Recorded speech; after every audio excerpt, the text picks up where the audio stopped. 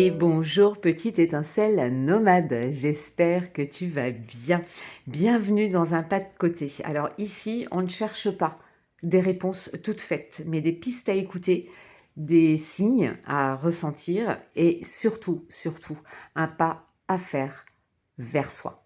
Voilà l'idée, voilà le concept de ces tirages que je propose.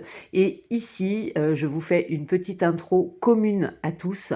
Je vais aller chercher par signe du zodiaque. Donc pour les 12 signes du zodiaque, pour cette première quinzaine de janvier, j'aimerais pouvoir faire par semaine. Maintenant, ça me prend énormément de temps, les 12 tirages, les 12 montages, les 12 surtout, et c'est ce qui me prend le plus de temps, les 12 diffusions sur YouTube. Ça prend énormément de temps, tout cela à faire. Donc voilà, soyez indulgents. Je vais déjà essayer de commencer en faisant ça toutes les quinzaines. Je vais essayer de tenir le rythme. Lorsque vous regardez ces tirages, pensez donc bien entendu à aller regarder votre signe solaire, donc celui que vous connaissez le plus souvent. Votre signe solaire, en fait, c'est ce que vous êtes de manière totalement intuitive. Voilà, c'est vraiment ce qui va révéler. Mais pensez également à regarder votre signe lunaire, donc votre signe lunaire qui va refléter davantage votre état intérieur, votre état d'esprit intérieur, votre cheminement intérieur. Et puis regardez également votre ascendant, parce que l'ascendant, plus vous avancez dans la vie, plus vous tendez à aller vers l'ascendant. Et l'ascendant, c'est également comment les autres vous perçoivent. Et c'est vrai que quelquefois, on a cet écart entre c'est marrant, telle personne me voit de telle manière, alors que moi, je me sens pas du tout comme ça, mais c'est un petit peu normal, parce que justement, c'est le phénomène de l'ascendant. Donc, si vous voulez vraiment avoir une vision large, vous pouvez également aller regarder votre signe vénusien, là où se trouvait Vénus au moment de votre naissance, et ça peut vous donner une piste sur tout ce qui va être relationnel. Donc, relation au sens très large du terme, pas uniquement relation sentimentale et amoureuse. On ne parle pas que du couple avec Vénus, on parle vraiment des relations au sens large. Voilà, donc n'hésitez pas à regarder si cela vous inspire, et puis sinon, contentez-vous de votre signe solaire. Encore une fois, je rappelle, ce sont des pistes à ressentir. Voilà, je vous souhaite un excellent moment en ma compagnie avec votre signe. Et coucou petites étincelles poissons, j'espère que vous allez bien.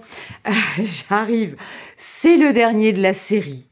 Vous êtes le dernier de la roue astrologique, mais qu'est-ce que je vous aime, qu'est-ce que j'aime votre énergie et qu'est-ce que j'aime tout ce que vous pouvez apporter à cette roue zodiacale, vraiment.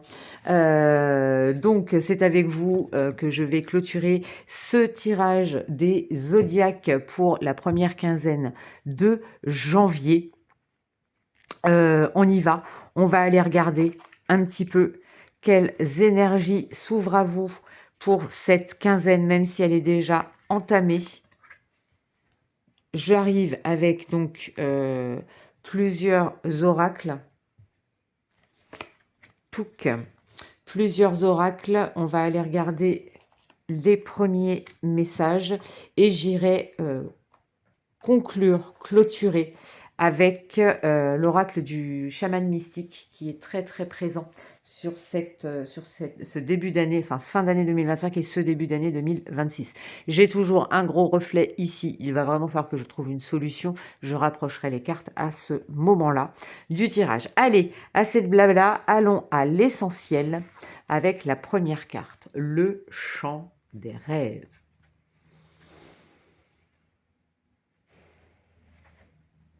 L'ancienne. Sagesse, expérience et enseignement. Oh, le commencement, je débute un nouveau cycle. Et l'ouverture, s'ouvrir à l'amour et au non-jugement, transforme tout. Bon, bah écoutez, moi j'ai une vague là de... Ça se pose, j'ai l'impression, enfin... C'est à la fois ça se pose et à la fois ça s'ouvre. C'est très curieux comme sensation. C'est-à-dire que le champ des rêves, c'est vous êtes un signe qui est beaucoup dans l'intuition, qui est beaucoup dans cette espèce de slow life, ce côté euh, presque dans l'illusion. Il y a, voilà, pour vous, la rêverie, c'est une seconde nature, voire même c'est une première nature, la rêverie. Voilà. Mais euh, pour autant, vous êtes, comme vous êtes dans l'observation, comme vous êtes dans l'écoute, vous êtes aussi dans la sagesse, vous êtes aussi dans cette expérience. Cette notion d'enseignement, elle est très intéressante ici parce que ces derniers temps, j'ai le sentiment que ces derniers mois ou même dernières années ont peut-être été justement un peu chahutés. C'est un petit peu comme si le courant était un peu trop agité et que là, moi, j'ai cette sensation, voilà, que ça se pose et que ça s'ouvre. Il y a un commencement. Je débute un nouveau cycle. S'ouvrir à l'amour et en non-jugement transforme tout. Autorisez-vous cette ouverture. Autorisez-vous à peut-être commencer à mettre dans la matière tous ces rêves que vous avez à l'intérieur de vous. Et vous avez l'abondance infinie avec Lord Ganesh qui vous dit, oui, les obstacles sont retirés, les connexions spirituelles et le soutien s'accroissent. Alors le soutien, il n'est pas que de l'ordre énergétique ou de l'ordre holistique. Le soutien, ça peut aussi être dans les gens qui vous entourent, dans la bienveillance qu'il peut y avoir autour de vous, dans des aides insoupçonnées avec des personnes auxquelles vous ne pensiez pas forcément. Ça peut être un soutien professionnel, ça peut être des soutiens amicaux, ça peut être des soutiens même, je le dis souvent, en écoutant un livre, en écoutant la radio, en écoutant un livre, en lisant un livre, en écoutant la radio. Ça peut être, oui, ou en écoutant un livre, peut-être un livre que vous écoutez, tiens, on me corrige vraiment, ça peut être un livre audio si vous aimez ce genre de choses. Peut-être qu'en écoutant un livre audio, vous allez trouver un petit déclic, quelque chose. Vous avez quand même la carte numéro 1 là, avec le commencement. Il vient de me sauter aux yeux, ce 1. C'est vraiment très très chouette. Vous avez le lynx. Oui, on vous invite à rester discret et silencieux. Malgré ce que vous savez, malgré votre clairvoyance, restez en retrait. Le lynx, oui, mais ça vous reflète aussi. Ça vous reflète aussi. Et vous avez la locomotive. Alors, je fais une petite parenthèse. J'ai quelqu'un dans mon environnement qui est poisson. Donc si tu m'écoutes, voilà, je pense que ça va te faire sourire en voyant le lynx et en voyant cette locomotive. Voilà.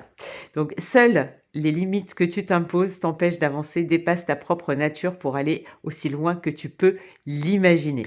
Voilà, c'est pour vous tous bien entendu, amis poissons, mais là du coup ça me renvoie forcément à quelqu'un avec qui j'ai parlé de tout ça très très récemment. Voilà, c'était un petit clin d'œil. Mais en sortant de cette parenthèse personnelle, voilà, il y a cette dynamique de la locomotive. Voilà, elle peut avancer, elle peut être juste encore dans le quai de la gare et elle amorce le nouveau départ. Elle attend en fait que la barrière s'ouvre et qu'elle y aille. Mais ça y est, vous êtes là-dedans. Donc le champ des rêves, ne l'oubliez pas parce que c'est là que... tiens, et encore cette phrase qui me revient. Rêver sa vie, c'est commencer à la transformer. Seulement là, vous êtes dans le rêver sa vie et on vous invite à l'acter, à l'avancer, à la déclencher. Ouais, à la déclencher. Pourquoi? Parce que vous avez la carte du tonnerre. Il est temps là de... Et il y en a deux. Ah, alors c'est très drôle, parce que j'étais en train de penser, le tonnerre, c'est celui qui gronde et c'est celui qui va faire remuer un petit peu les choses pour que ça avance. Et vous avez le faiseur de pluie. Et le faiseur de pluie, qu'est-ce qu'il vient faire pour vous, amis poissons? Il vient vous donner l'élan. C'est votre élément. C'est ce qui va Vous voyez vos rêves, c'est un petit peu comme si vous étiez dans les nuages et le faiseur de pluie, c'est: «OK, là, c'est bon, tu peux goutte à goutte commencer à déposer tes rêves dans la matière, dans la réalité. Commence à arroser ta vie de tes rêves». C'est juste magnifique. Le tonnerre, ça peut être un petit peu aussi peut-être, ce que vous avez vécu, les événements que vous avez peut-être traversés ces derniers temps, qui justement ont fait gonfler, se déchirer ces nuages pour que vous puissiez enfin déverser, dans votre vie tous vos rêves. C'est juste magnifique, j'adore clôturer les tirages du zodiaque avec ces énergies-là, je suis mais vraiment hyper ultra fan. Voilà. Eh bien merci beaucoup à vous, chères étincelles poissons, qui m'avez écouté. J'espère que ce tirage vous a parlé. Si ce n'est pas le cas, c'est pas grave. Parce qu'il y avait pas de message pour vous au milieu, même si je suis convaincue que oui, pour certains, certaines, il y a vraiment des choses à prendre ici.